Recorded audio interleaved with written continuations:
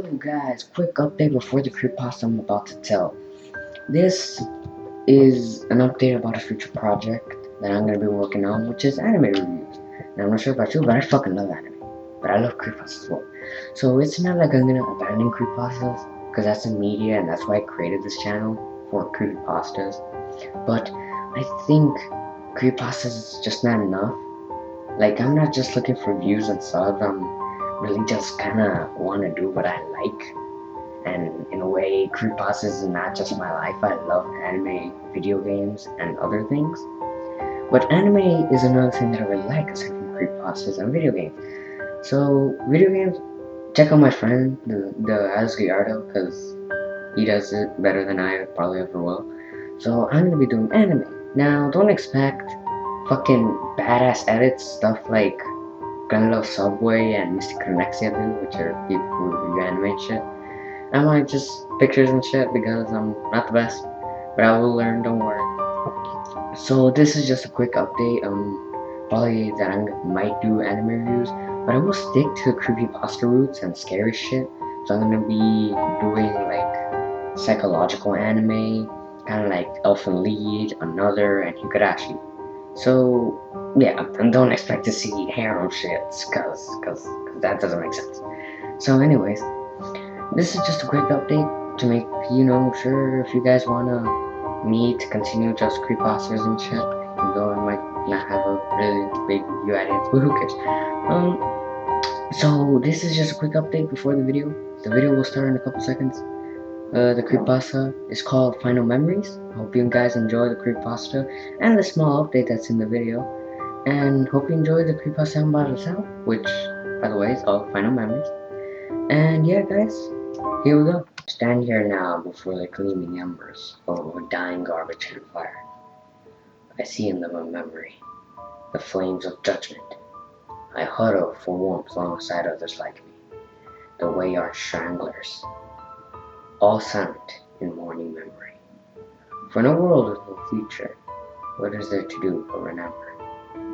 And so we recall each day, an hour of our reckoning. We remember judgment and the beginning of the end. Our leaders had betrayed us. Their greed and arrogance withdrew them behind their walls of ivory towers and manors, havens in which they decided our fate and hoarded our wealth. When the cost of living surpassed the average income, when the lawmakers held themselves above their manatees, delusion fell away. Dedicated indolence gave way to a storm of rage, and so it began.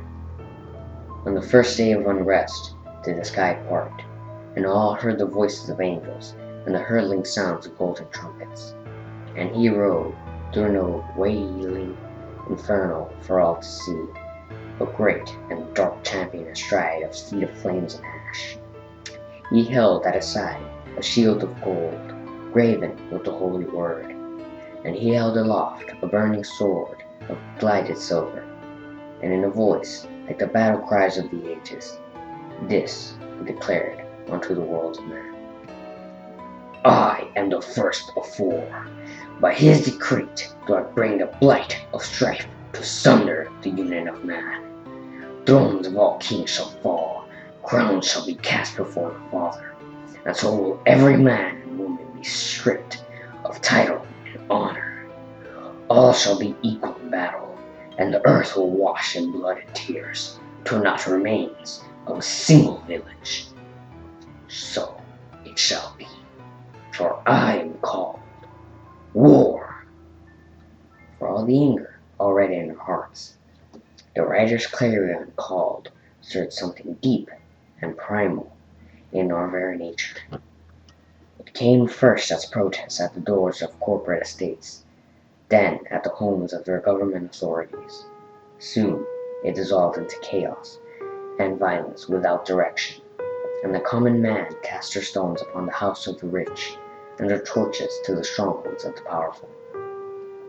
Our world fell into an era of chaos and malcontent. Honest work abandoned, riots, looting for survival. The yen, the euro, and the dollar all burned, and with them fell the economy that tied us together. Martial law cracked at the seams when the pyramid of power fell, when their wealth became hollow and meaningless. The guns of the officers and soldiers turned against their masters. When burned the flag of our former allegiance, the common citizen abandoned civility in favor for personal interest.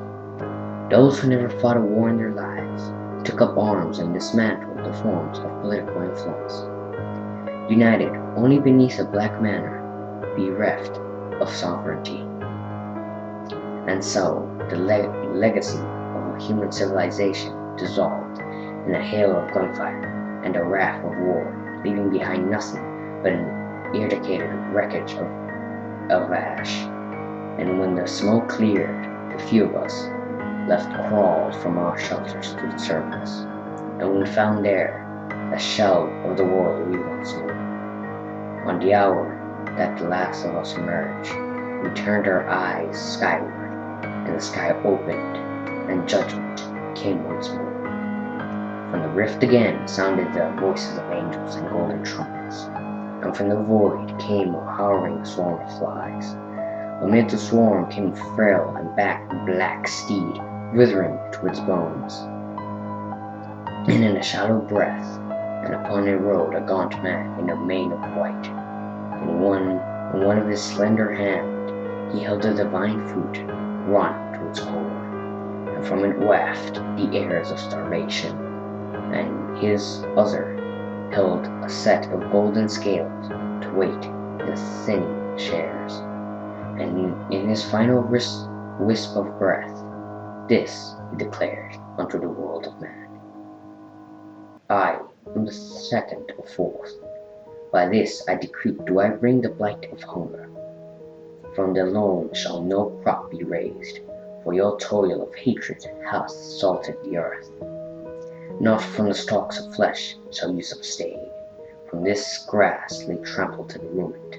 From what grain sow shall you never reap. From the gold harvest turned to dust on the winds of war. You shall fare of your trampled lands, and the wilds be denied upon you. So it shall be, for I am called Famine. In this second coming did the people despair, and we foraged for what little food we may have weathered the war. All of nature had suffered the devastation of cannon fire, fallout, and debris, for what he had mercilessly to the one other. Only in the farthest reaches of the blast zones, the laser-touched lands along the warpath, did we find the last left to sustain us. The great masses have found shelter too near when the bombs first struck. Most did not survive the trek through ground zero. Most succumbed to noxious radiation and died wherever upon they fell. Some succumbed in burden to their waning needful and dying, and some took their own lives in their horror. What few remained found their price at the cost of their health and living years, and for so little. We found only a few cans and containers left behind in raids, and the scarce remaining scraps from broken wards of the dead, and from the dying, too weak to defend or keep. We scant find too seldom upon miles of empty road, and we took in secret, and we hoarded with lies to ration, and we left others starve that we might eat. When the old dwellings ran dry, we took a carrion and small disease and wilting things. But our stomach turned and rejected sour poisons, and yet more fell with their failing bodies, and we grew weak. We grew ill, and we shuddered in another era of the end. Upon a faithful hour did the skies open once more, and again our judgment roared forth. Again sounded the voices of angels and golden trumpets, and from the void exhumed the ash of burning dead and the foul stench of decay. From the acrid cloud rode a white horse patched in reds and greens of dying flesh, its eyes clouded in an alignment and its teeth blackened with rot. and upon it rode an infirm Candir, stricken with boils and legions of disease. In his hand he held a raining flames of cleansing pyre, and in a wheezing rasp, this he declared unto the world of man: I am the third of four. By his decree do I bring the blight of illness. The filth of your carelessness, abandon shall be upon you. The last moving things on earth brings your poison onto you from their barrels, and they shall be as venom of the blood, and the tainted air's wrath. Battle shall pierce the flesh, and make fast upon bones. The breath of life shall be dust of the plague, and all shall feather with sickness upon the end of days. So it shall be, for I am called pestilence. That hour marked our descent into profound and all-composing plague. There were no throws of food left to us, and none had the strength left to search.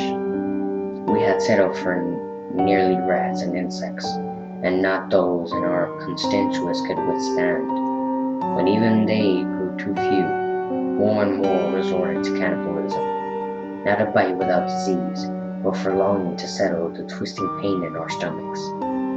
When the sickness came to us, it was all children and elders who went first. Some were lost to the desperation of the hungry, but most were taken by the fever. So it wasn't long before we envied them, for their deaths were swift and mercifully, accompanied by the agony yet to come.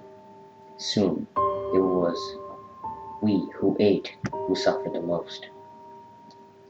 The dead passed through the stomachs of the living, and those who yet living their infection grew stronger and violent.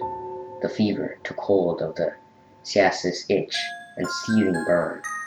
Then came the sores and pustules, boils, and the stench of necrosis. And the infection twisted and spoiled the flesh, and even more, the most preserved of meals turned unfit to eat. The voracious plague claimed the lives of many, and confined more to their beds, and few survived. The whole of the world of man fell into the cave, so that few were left but the strongest of the young. And for those remaining came the last portent of our judgment. Again did the sky fall open to the void, and came the sound of singing angels and golden trumpets. From the void stormed forth the dark legions of hell and fallen angels, and they did scream and wail their sorrow. And the head of them rode a pale horse, skinless in face and naked of teeth, and its breath was white mist of the ether. Upon it sat the Reaper himself, veiled in black robes, and charred feathers molten from his broken wings. In one hand did he held a scythe to harvest the souls of man, and his other the hourglass of all time, and the sands have since passed. And in a voice whispered from the graves and shadows, this he declared unto the world of man: I am the last of four. By his decree do I bring the blight of your final passing. So shall the consequences of your transgression be cast upon you in your final years. Every womb shall be barren, every seed hollow of its essence. The meager few shall vanish to their last. The lordship over all shall be taken forever, and from each of the fallen shall their souls be given unto Azrael, and in his hands shall each be delivered to its final rites. So it shall be, for I am called Death. And just as the 3 horsemen before him, he was true to his words, for not a single child has been born to even the healthiest of us over 30 years. We shall all since grown old and feeble, and another of us falls each day. whisked away to the hereafter by the archangel of death. Among the sickness and the tainted meals, I can only assume that we survived so long that we might reflect on our sins. I can only assume we have been left for some divine lesson. I huddle now beside others like me, near the warmth of the garbage can fire. There are fewer here today than yesterday, fewer still than a week ago.